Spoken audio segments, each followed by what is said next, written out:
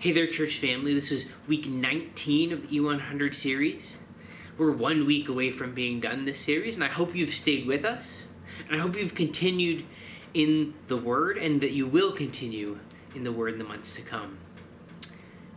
In a previous week, I talked about the indicatives and the imperatives, about how the apostles will say what is true, what has happened, what Christ has done for us. And then we'll move from that to what we ought to do because of that, how we are to respond to the change that has happened in us. This week I want to emphasize something a little different, although it's still connected. That is, in our readings, something that came up a number of times is the way we live in light of our future hope. How we have a future hope and how we should live in light of that, how that should affect our lives today. We saw this most prominently in Tuesday's reading, where we do not lose heart.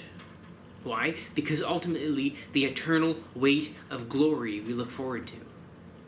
So we live as those who have courage, looking forward to the day when we will be, as Paul says, absent from the body, present with the Lord.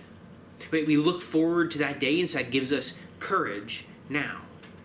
In Monday's reading, the call to love and how love is the greatest virtue and how it should guide us in our service for one another. But this call to love is grounded in a future day when the other giftings, such as prophecy and tongues, etc., fall away.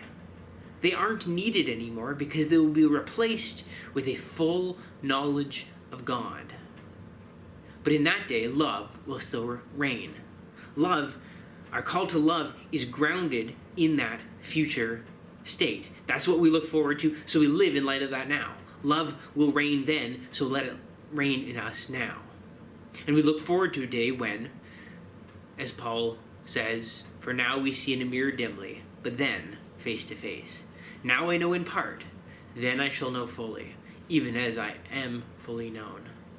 So also on Friday's reading, we found in there the supreme importance of love as a mark for the believer and as a response to God's love. But even there, the love we have also gives us a ground for confidence in the future day of judgment. On Thursday, and this one really stood out to me, we saw the call to holiness built upon a statement that said, "Therefore, preparing your minds for action and being sober-minded, set your hope fully on the grace that will be brought to you at the revelation of Jesus Christ." Set your hope on that. Set your hope on the grace that you will receive. And then he says, "As obedient children, do not be conformed to the passions of your former ignorance, but as he who called you is holy, you also be holy in your conduct."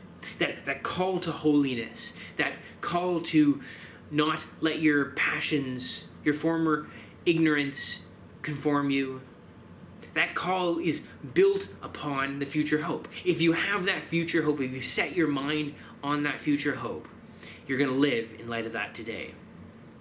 There's an old proverb that says, "Don't be so heavenly minded that you're of no earthly good."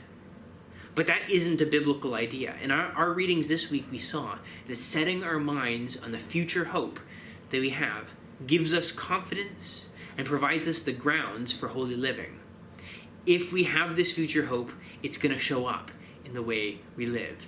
Set your mind on God's eternal promises and let that hope shine in your daily life today.